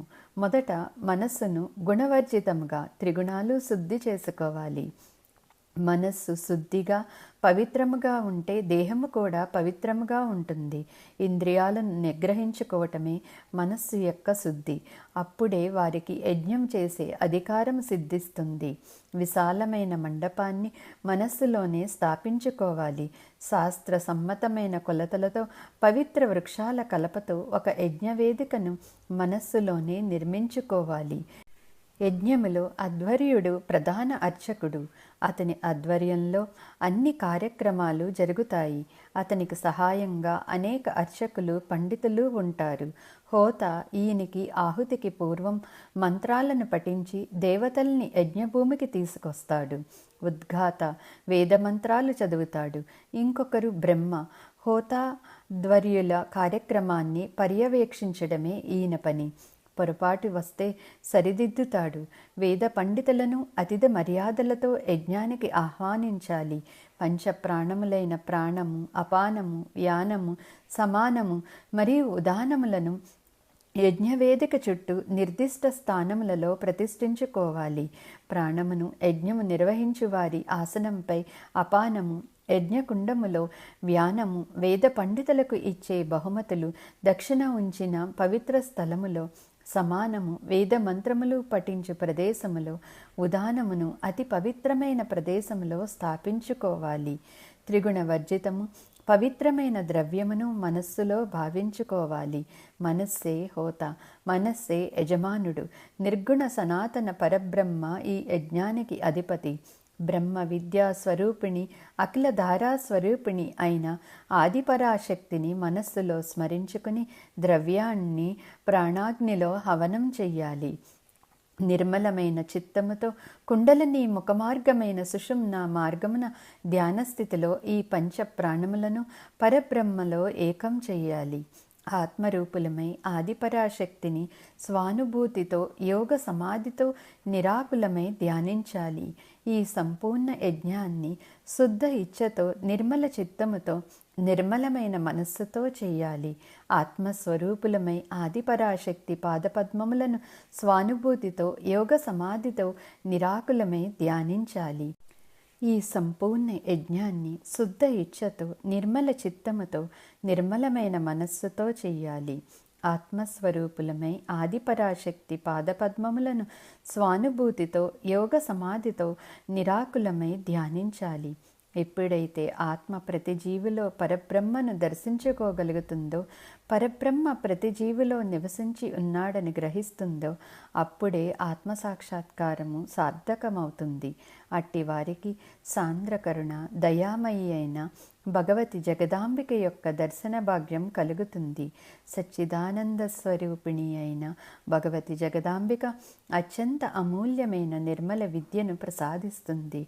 ఆ క్షణము మాయ అంతా దగ్ధమై నశించి బ్రహ్మవేత్త అవుతాడు.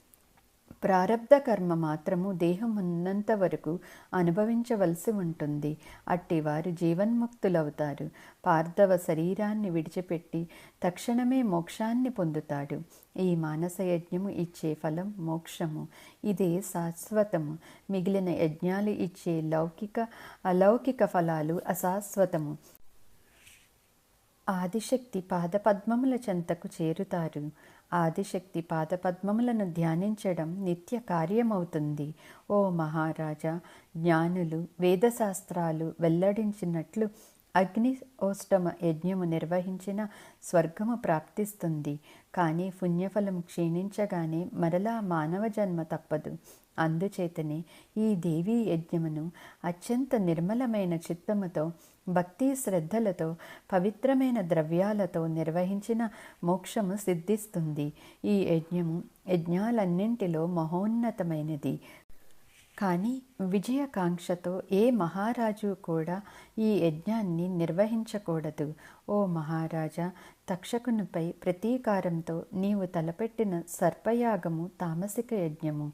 ఆ యజ్ఞములో కోట్లాను కోట్ల సర్పములు అగ్నికి ఆహుతి చేశావు. కానీ ఇప్పుడు సాక్షాత్ శ్రీ మహావిష్ణువు ఈ సృష్టి ఆరంభానికి ముందు చేసిన దేవీ యజ్ఞాన్ని శుద్ధ ఇచ్ఛతో నిర్మల చిత్తముతో నీవు నిర్వహించుము. ఈ దేవీ యజ్ఞ విధి విధానాలను నీకు వివరముగా తెలియచేస్తాను.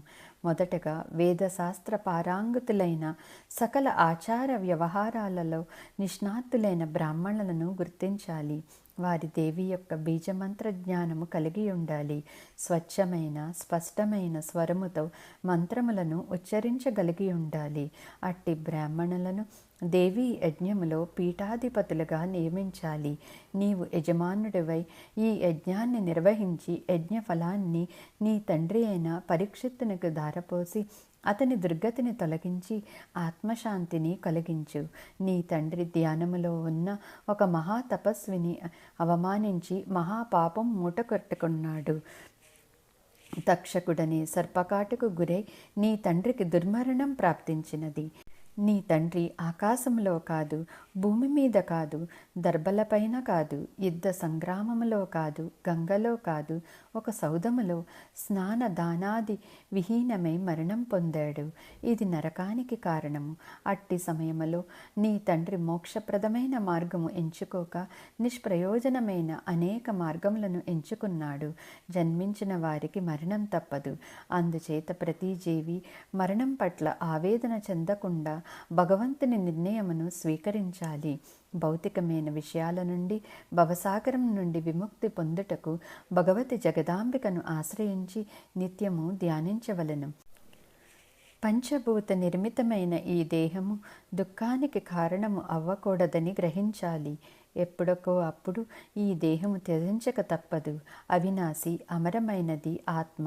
నశించు ఈ దేహం పైన ఆందోళన, భయము వదిలిపెట్టాలి. నిస్సంశయముగా నేను శుద్ధమైన ఆత్మను.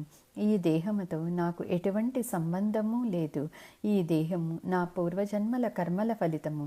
సుఖదుఖాలు కేవలం పంచభూత నిర్మితమైన ఈ దేహానికే కాని ఆత్మకు కాదు. సత్యమేమిటంటే నేను శుద్ధమైన ఆత్మను, ఈ దేహాన్ని, బుద్ధిని కాను. వైరాగ్యము కలిగి అదృష్టవశాత్తు ఈ సంసార సంకటాల నుండి త్వరగా విముక్తుణ్ణి అయ్యాను. ఇదే విధముగా ప్రతి జీవికి కూడా మోక్షప్రాప్తికై సాధన చేసి ఎప్పుడైనా ఈ దేహాన్ని వీడుటకు సంసిద్ధులై ఉండాలి. ఇటువంటి వైరాగ్య భావన కలుగుట అంత సులువు కాదు. మహాయోగులే ఒక్కోసారి మాయలో పడుతూ ఉంటారు. ఇక నీ తండ్రి అయిన పరీక్షిత్ మహారాజముని శాపం గురించి తెలుసుకుని కూడా దేహాన్ని కాపాడుకొనుటకు శాప విమోచన మార్గాలను అన్వేషించుచు ఒక మహాసౌధం నిర్మించుకుని మంత్రజ్ఞులను, తంత్రజ్ఞులను పిలిపించుకుని ఆరాటపడ్డాడే కాని దేవీ స్మరణం మరిచాడు. స్నానము, సంధ్య, దాన ధర్మాలను మరిచాడు. ఇవన్నీ కూడా నరకహేతువులే. మాయను గుర్తించక దుర్మరణం చెందాడు. కాబట్టే నీవు నీ తండ్రిని ఉద్ధరించవలను. నరకము నుండి తప్పించి సద్గతిని కల్పించాలి. సూత మహాముని ఈ విధముగా చెప్పసాగెను. వేదవ్యాసముని చెప్పిన ఈ విషయాలను గ్రహించిన జన్మేజయ మహారాజు కొంత భయాందోళనకు గురి ఈ విధంగా అర్థించాడు. ఓ మహర్షి, ఇప్పటి వరకు నా ఈ జీవితము వ్యర్థం చేసుకున్నాను. నా యందు దయ ఉంచి నా తక్షణ కర్తవ్యమేమిటో, నా తండ్రి సద్గతి ప్రాప్తికి మార్గమేమిటో సెలవీయమని వేడుకొనెను. అధ్యాయం 3 భాగము 13. శ్రీ విష్ణుమూర్తి నిర్వహించిన అంబికా యజ్ఞము.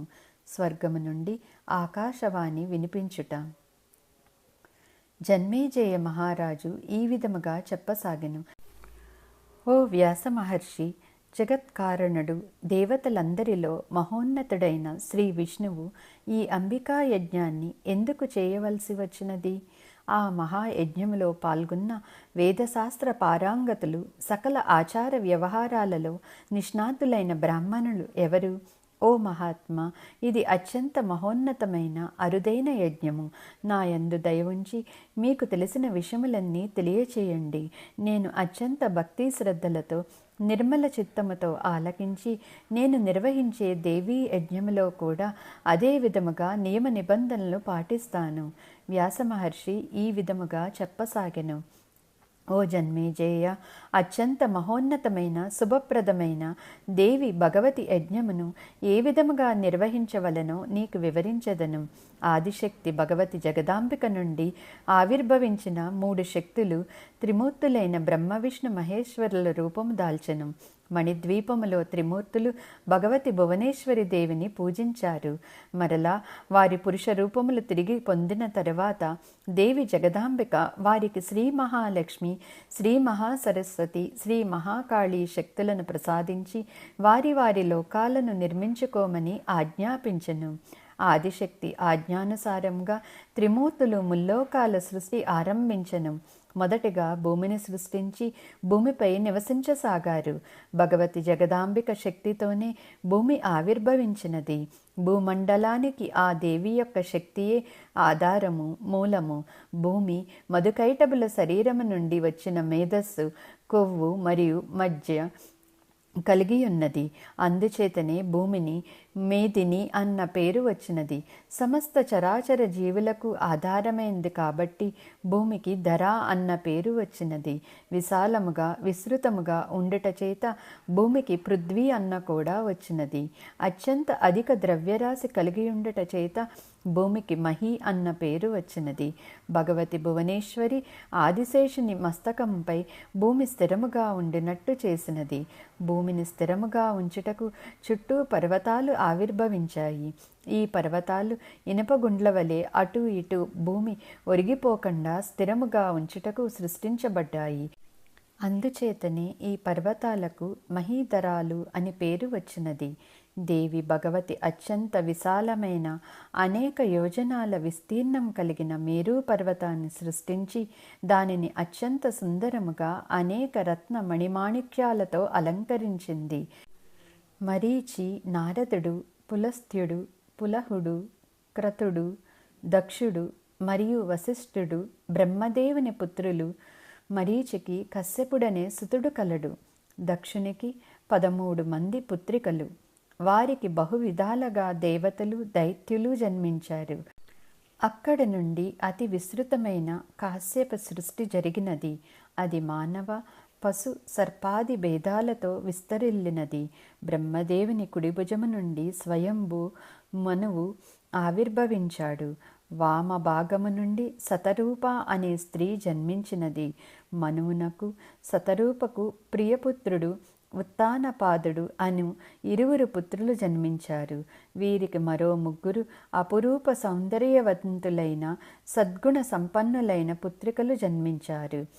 ఈ విధముగా సృష్టించి బ్రహ్మ మేరు పర్వత శిఖరంపై మనోహరమైన సత్యలోకాన్ని నిర్మించుకున్నాడు. శ్రీ మహాలక్ష్మి సమేతముగా నివసించడానికి శ్రీ మహావిష్ణువు అన్ని లోకాలపైన వైకుంఠాన్ని నిర్మించుకున్నాడు. భూతగణాలను సిద్ధం చేసుకుని పార్వతీ సమేతముగా శివుడు కైలాస పర్వత శిఖరంపై నివాసము ఏర్పరచుకున్నాడు. మధ్య ప్రపంచము మరియు అతీత ప్రపంచము అని పిలువబడే 3వ ప్రపంచము స్వర్గము. స్వర్గానికి దేవేంద్రుడు అధిపతి. స్వర్గము మేరు పర్వత శిఖరములలో ఒకదానిపైన సృష్టించబడి రత్న మణిమాణిక్యాలతో అలంకరించబడినది. క్షీరసాగర మదనములో ఉద్భవించిన పారిజాతాన్ని, 4 దంతాల ఐరావతమును, కామధేనువుని, ఉచ్చయీ శ్రవణము అను సూర్యదేవుని, శ్వేత అశ్వమును, అతిలోక సౌందర్యవంతులైన రంభ ఇతర అప్సరసలను దేవేంద్రునికి బహుకరించారు.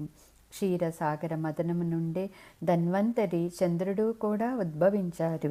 వీరంతా తమ దేవగణాలతో స్వర్గములో నివాసము ఏర్పరచుకున్నారు. ఓ మహారాజా, ఈ విధముగా దేవ, మానవ, పశు భేదాలతో త్రివిధ సృష్టి జరిగినది. అండజములు, పిండజములు, స్వేదజములు, ఉద్భిజములు అని 4 భేదాలతో సకల జీవరాశులు కర్మానుసారముగా ఉత్పన్నమైనవి. ఈ విధముగా సృష్టి కార్యసాధన తరువాత త్రిమూర్తులు వారి వారి లోకాలలో విధులు నిర్వహించసాగారు. ఇలా ఉండగా ఒకనాడు శ్రీ మహాలక్ష్మి సమేతుడైన శ్రీ విష్ణువుకు సుధాసాగర మధ్యలోనున్న అద్వితీయమైన మణిద్వీపము జప్తికి వచ్చింది. స్త్రీ రూపము దాల్చి భగవతి జగదాంబికను అర్చించి స్తుతించి దివ్య మంత్రోపదేశం పొంది శ్రీ మహాలక్ష్మిని వరముగా పొందిన అలనాటి సంగతి స్మృతికి వచ్చింది. మహాదేవి యజ్ఞము చేయవలననే శుద్ధ ఇచ్ఛ కలిగినది. బ్రహ్మ మహేశ్వరులను, అష్టదిక్పాలకులను, వశిష్ఠ కశ్యపులను, దక్ష, వామదేవ, బృహస్పతులను ఆహ్వానించి తన సంకల్పం తెలియచేసి యజ్ఞానికి ఏర్పాట్లు ప్రారంభించారు. యజ్ఞానికి కావలసిన ద్రవ్యములను పుష్కలముగా కల్పించాడు. దైవ శిల్పులను పిలిపించి అత్యంత సుమనోహరంగా, సాత్వికంగా, సువిశాలముగా ఉండినట్టు యజ్ఞశాలను నిర్మింపచేశాడు. మహాయోగులను, మహాపండితులను ప్రధాన అర్చకులుగా విస్తారమైన యజ్ఞశాలలో అగ్నిని ప్రజ్వలింపచేసి యజ్ఞాన్ని ప్రారంభించెను. వేద పండితులు దేవీ బీజ సమన్వితమైన మంత్రాలను పఠించారు. శాస్త్రానుసారముగా యజ్ఞములో నైవేద్యము సమర్పించారు. యజ్ఞము సంపూర్ణమవగానే ఒక దివ్య మధురమైన ఆకాశవాణి ఈ విధముగా వినిపించింది. ఓ విష్ణు, ఈ దినము నుండి నీవు దేవతలలో మహోన్నతుడువు. బ్రహ్మాది సకల దేవతలు నిన్నే పరమ పరమేశ్వరునిగా అర్చిస్తారు. అన్ని యజ్ఞాలలో నీవే ప్రధాన పూజితుడవు. మానవులంతా నీకు భక్తులవుతారు. నిన్ను వరప్రదాయనుగా పూజిస్తారు. దేవతలందరూ సంకట పరిస్థితులలో నీ ఆశ్రయం కోరుతారు. వేద పురాణాలన్నింట నీవు పురుషోత్తమునిగా కీర్తింపబడుతావు. భూలోకములో ధర్మం క్షీణించి అధర్మం ప్రబలినప్పుడల్లా నీవు భూలోకములో అవతరించి ధర్మరక్షణ కావించదవు. ఇదే నీ ప్రధాన కర్తవ్యము. మహాత్ములు నిన్ను గుర్తించి పూజించెదరు. మహాయోగులు ప్రతి అవతారములో నీకు శిష్యులుగా జన్మించెదరు. ఓ మధుసూదన, భూలోకములో నీ అవతారాలకు విస్తృతమైన ప్రాచుర్యం లభిస్తుంది. ప్రతి అవతారములో నా అంశమైన శక్తి స్వరూపాలు నీకు సహచారిణిగా అవతరించెదరు. సర్వాభరణ భూషితులై సర్వాయుధ ధారిణులై వారాహి, నరసింహి తదితర శక్తి స్వరూపాలు నీకు దుష్ట సంహారములో సహకరించెదరు. అహంకారంతో వారిని ఎన్నడూ నిర్లక్ష్యం చేయక పూజనీయులుగా భావించి జాగ్రత్త వహించుము. నా శక్తి స్వరూపాలను పూజించిన మానవులకు సకల వాంఛితాలు సిద్ధిస్తాయి. భూమండలంలో అందరి పూజలు అందుకుని మీకు అఖండ కీర్తి గడిస్తారు. సప్త ద్వీపాలలోనూ స్వర్గములలోనూ మీ కీర్తి వ్యాపిస్తుంది. వేద మంత్రాలతో విభిన్న మార్గాలలో మానవులు నిన్ను పూజించి సంపద అభివృద్ధులను పొందుతారు. నేటి నుండి నీవు దేవాది దేవునిగా కీర్తి గడిస్తావు. వ్యాస మహర్షి ఈ విధముగా చెప్పసాగెను. ఆకాశవాణి పలుకులు విన్న శ్రీ విష్ణువు అమితానందభరితుడయ్యను. దేవతలందరూ అభినందించారు. యజ్ఞం పరిసమాప్తి చేసి వేద పండితులు సెలవు తీసుకున్నారు. బ్రహ్మ మహేశ్వరులు తమ తమ నివాసములకు చేరుకొనెను. విష్ణుమూర్తి గరుడ వాహనాన్ని అధిరోహించి వైకుంఠానికి చేరుకొనెను. యజ్ఞానికి విచ్చేసిన ఋషులు మునులు తమ ఆశ్రమాలకు తిరిగి వెళ్ళెను. ఆకాశవాణి సుమధురవాణి ఆలకించిన వారందరి హృదయములో ఆనందముతో దేవి భగవతి పట్ల భక్తి శ్రద్ధలతో నిండిపోయెను. ఆనాటి నుండి అందరూ సకల వాంఛితార్థ ఫలప్రదాయిని అయిన భగవతి జగదాంబికను ధ్యానించడం ఆరంభించెను. జై శ్రీ మాతాజీ. అధ్యాయం 3 భాగాలు 14, 15. జన్మేజయ మహారాజు దేవి భగవతిని వర్ణించమని వేదవ్యాస మహర్షిని కోరుట. యుధాజిత్తు వీరసేనుడి మధ్య జరిగిన యుద్ధము. భరద్వాజముని ఆశ్రమంలో మహారాణి మనోరమ పుత్రుడైన సుదర్శనంతో ఆశ్రయం పొందుట. జన్మేజయ మహారాజు ఈ విధముగా చెప్పసాగెను. ఓ బ్రాహ్మణోత్తమ, శ్రీ మహావిష్ణువు దేవి భగవతి జగదాంబికా యజ్ఞమును ఏ విధముగా నిర్వహించినో నాకు తెలియచేసినందుకు నేను ధన్యుడును. యజ్ఞ విధి విధానాలను వివరముగా తెలియచేసినందులకు మీకు నా కృతజ్ఞతలు. నాలో ఇప్పుడు దేవీ యజ్ఞము చేయవలననే సంకల్పం బలపడినది. నా యందు దయ ఉంచి దేవి జగదాంబిక యొక్క మహిమలను వివరించండి. నేను దేవి మహిమలను పవిత్ర ప్రసాదముగా స్వీకరించి నా జన్మ పావనం చేసుకునేదను అని మహారాజు వేడుకొనెను. వ్యాసముని ఈ విధముగా చెప్పసాగెను. జగన్మాత దేవి భగవతి మహిమలను వర్ణించు అర్హత, శక్తి నాకు కలదో తెలియదు, కానీ నా సాయశక్తులా ప్రయత్నించి దేవి మహిమలను నీకు వివరించదను. కోసల దేశాధిపతి సూర్యవంశస్థుడు పుష్య మహారాజు పుత్రుడైన ధ్రువసంధి మహారాజు చరిత్ర నుండి ప్రారంభించదను. ధ్రువసంధి మహారాజు ధర్మాత్ముడు, సత్యవంతుడు, వర్ణాశ్రమ ధర్మాలను ఎల్లప్పుడూ కాపాడువాడు. ప్రఖ్యాతిగాంచిన అయోధ్య రాజధానిగా అతడు కోసలా దేశాలను పరిపాలించుచుండెను. ధ్రువసంధి మహారాజు పరిపాలనలో బ్రాహ్మణులు, క్షత్రియులు, వైశ్యులు, శూద్రులు వారి వారి వృత్తులను సమర్థవంతముగా ధర్మబద్ధముగా నిర్వహించుకునేవారు. చోరులకు, ధూర్తులకు, మోసగాళ్లకు, లోబులకు, మూర్ఖులకు అతడి రాజ్యములో కనిపించరు. రాజ్యము ధనధాన్య సమృద్ధులతో తులతూగుచుండెను. ధ్రువసంధికి 2 భార్యలు, మనోరమ మరియు లీలావతి.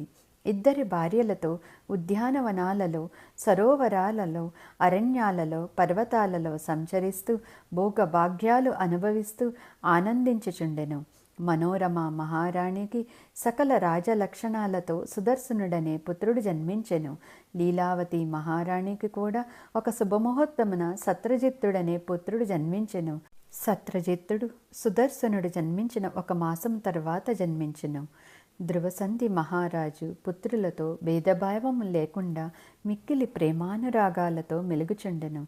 శాస్త్రానుసారంగా యజ్ఞోపవీతము, విద్యాభ్యాసము, ఆచార వ్యవహారాలన్నీ జరిపించెను. పుర ప్రజలందరూ యువరాజులను చూసి ఆనందించుచుండెను. సత్రజిత్తుడు మంచి మాటకారి. అతని వాక్చాతుర్యంతో రాజ్య ప్రజలను, మంత్రులను అందరినీ ఆకట్టుకునేవాడు. మహారాజుకి అత్యంత ప్రీతిపాత్రుడయ్యను. సుదర్శనుడు అట్టి గుణము లేదు కానీ శాంత స్వభావుడు. ఒకనాడు ధ్రువసంధి మహారాజు వేటకు అరణ్యమునకు వెళ్ళెను. క్రూర మృగాలను వేటాడుచుండగా అకస్మాత్తుగా ఒక పొదచాటు నుండి ఒక సింహము జూలు దులిపి ఉగ్రరూపముతో మహారాజు ఎదుట నిలిచెను. మహారాజు బాణం సంధించగా ఆ సింహము ఒక్కసారిగా పంజా విప్పి భీకరముగా గర్జిస్తూ మహారాజుని మీద దాడి చేసి సంహరించెను. అది చూసిన సైనికులు బాణాలతో దాడి చేసి ఆ సింహాన్ని హతమార్చారు. క్షణాల మీద ఈ దుర్వార్త రాజ్యానికి చేరినది. పుర ప్రజలంతా విలపించారు. విషయం తెలుసుకున్న మంత్రులు, పురోహితులు హుటాహుటిన అరణ్యానికి వెళ్ళి వశిష్ఠ మహాముని ఆజ్ఞ మేరకు అక్కడే మహారాజు దహన సంస్కారాలు నిర్వహించి రాజధాని చేరుకొనెను. జ్యేష్ఠపుత్రుడు శాంత స్వభావుడైన సుదర్శనుణ్ణి మహారాజుగా పట్టాభిషేకం చేయుటకు ఏర్పాట్లు ప్రారంభించెను. అల్లుడు మరణవార్త విని లీలావతి మహారాణి తండ్రి అయిన యుధాజిత్తు సైన్యంతో అయోధ్యకు చేరుకుని సత్రజిత్తునకు అండగా నిలిచెను. మనోరమ మహారాణి తండ్రి కళింగ రాజ్యాధిపతి వీరసేనుడు కూడా సైన్యంతో అయోధ్య చేరుకుని సుదర్శనుడికి అండగా నిలిచెను. మొదటగా యుధాజిత్తుడు ప్రథమ వారసుడు ఎవరని ప్రశ్నించగా దానికి వీరసేనుడు సుదర్శనుడే ప్రథమ పుత్రుడని, కావున అతనికే రాజ్యాభిషేకమునకు సర్వాధికారాలు కలవని సమాధానమిచ్చెను. కానీ యుధాజిత్తు సత్రజిత్తునకు మహారాజు లక్షణాలు కలవని, సుదర్శనుడి కన్నా అత్యంత సమర్థుడని బదులిచ్చెను. ఈ విధముగా యుధాజిత్తు వివాదానికి తెరలేపెను. సహనం కోల్పోయిన యుధాజిత్తు మంత్రులను ఈ విధముగా నిందించెను. మీరు స్వార్థపరులు, అమాయకుడు, శాంతస్వభావుడైన సుదర్శనుని రాజుగా చేసి ధనం ఆర్జించవచ్చని కుట్ర పన్నారు. బలవంతుడు, సమర్థుడైన సత్రజిత్తుడు మహారాజైతే మీ ఆటలు సాగవని మీ భయము. అన్ని అర్హతలున్న నా మనవణ్ణి కాదని సుదర్శనుని రాజును చేస్తే మహాసంగ్రామం జరుగుతుందని యుధాజిత్తు మంత్రులను హెచ్చరించెను. వివాదం చెలరేగిన సంగతి నలుమూలలా వ్యాపించినది. ఏ క్షణమైనా యుద్ధము సంభవని పరస్పర యుద్ధకాంక్షతో ఎప్పుడూ కలహించుకునే సామంతరాజులు రాజధానికి చేరుకున్నారు. యుద్ధమే మొదలైతే రాజ్యాన్ని కొల్లగొట్టవచ్చునని ఎక్కడెక్కడ నుండో చూరులు రాజధానికి చేరుకున్నారు. సేనలను మోహరించి యుధాజిత్తు ధనురుద్ధారి అయి యుద్ధానికి సిద్ధమయ్యను. వీరసేనుడు క్షాత్రధర్మం పాటిస్తూ సేనా సమూహంతో యుద్ధానికి సిద్ధమయ్యాడు. పరస్పరము బాణవృష్టి కురిపించారు. రథగజ తురగ సైన్యాలు కలబడ్డాయి. ఘోర సంగ్రామం జరిగినది. సురమునులందరూ ప్రేక్షక పాత్ర వహించి యుద్ధాన్ని తిలకిస్తూ ఉండిపోయారు. కాకులు, గ్రద్దలతో ఆకాశం నిండిపోయినది. వందల ఏనుగులు, అశ్వాలు, సేనలు మరణించి వారి రక్తము రణరంగమంతా ప్రవహించుచు యమలోకంలో పాపులను భయభ్రాంతులకు గురిచేసి రక్తవర్ణమైన వైతరణి నదిని తలపించినది. రక్తము ఉధృతముగా ప్రవహించుచు అందులో తెగిపడిన సేనల శిరస్సులు నదిలో కొట్టుకుపోతున్న సొరకాయ బుర్రలాగా కనిపించినవి. వాటిని తన్నుకుపోవుటకు గ్రద్దలు, రాబందువులు అంతటా మూగుచున్నవి. రణరంగములో లేచిన దుమ్ము ఆకాశమంతటా వ్యాపించి సూర్యుని కమ్మివేసినది. అంతటా కారుమబ్బులు కమ్ముకుని చీకటి వ్యాపించినది. మరికొద్దిసేపటికి అదే దుమ్ము నేలచేరి రక్తములో కలిసి బగబగా మండే సూర్యుని తలపించినది. యుధాజిత్తులు వీరసేనుల సంగ్రామము అరివేర భయంకరముగా సాగినది. యుధాజిత్తు వీరసేనునిపై బాణవర్షం కురిపించగా వీరసేనుడు రాధము నుండి నెలకు ఒరిగి మరణించెను. అతడి సైన్యము కకావికలమైనది. ఎటువారటే పారిపోయారు. తండ్రి మరణవార్త విన్న మహారాణి మనోరమ భయాందోళనకు గురయ్యెను. యుధాజిత్తు సత్రజిత్తును రాజును చేటకు సుదర్శనుండి అంతమొందించుటకు కూడా వెనుకాడరన్న తండ్రి వీరసేనుడి మాటలు గుర్తు చేసుకుని మనోరమ చింతించసాగినది. ఏమి చెయ్యాలో, ఎక్కడికి వెళ్ళాలో అర్థం కాలేదు. తండ్రి, భర్త ఇద్దరూ మరణించారు. యువరాజు సుదర్శనుడికి తనకు ఎవరు ఆశ్రయం కల్పించదురని ఆలోచించసాగెను. రాజ్యలోభము ఎంతటి వారినైనా వశీకరించుకుంటుంది. ఎంత పాపిష్టితో కదా, ఎన్ని దారుణాలైనా చేయిస్తుంది. ఎంతటి పాపానికైనా వడికట్టిస్తుంది. తల్లిదండ్రులు, సోదరులు, గురువులు, స్వజనులు, బంధువులు ఎవరినైనా చంపిస్తుంది. ధర్మాన్ని కాలరాస్తుంది. ఈ అయోధ్య నగరములో నాకు సహకరించే వారెవరూ లేరు. నా పుత్రుణ్ణి యుధాజిత్తు హతమారిస్తే ఇక నాకు ఈ లోకములో దిక్కు ఉండదు.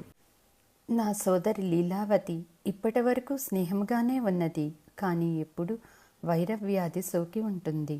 యుధాజిత్తు రణరంగం నుండి తిరిగి వచ్చేలోపు ఇక్కడి నుండి పారిపోవాలి. లేకపోతే నా పుత్రుణ్ణి కారాగారంలో బంధించెదరు. చరిత్రలో ఇటువంటి కథలు ఎన్నో విన్నాము.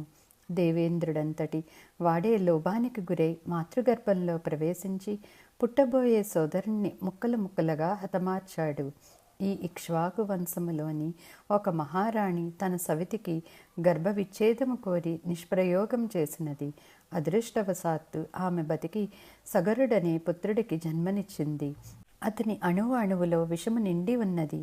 రాజ్యలోభముతోనే కైకేయి దశరథుని కుమారుడైన శ్రీరాముణ్ణి అరణ్యవాసమునకు పంపి దశరథుని మరణానికి కారణమైంది.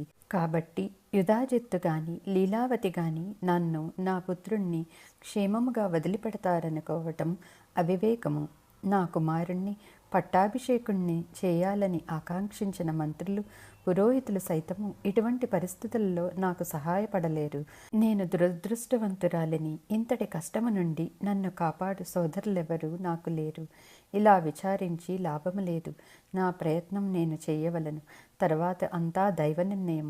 మనోరమ ఈ విధముగా ఆలోచించి అత్యంత విశ్వాసపాత్రుడైన మంత్రి విదలుడిని పిలిపించి సలహా కోరగా, విదలుడు కూడా తాము అక్కడ ఇక ఉండటం క్షేమం కాదని అరణ్య మార్గం గుండా కాశీపట్నానికి చేరుకుందాం.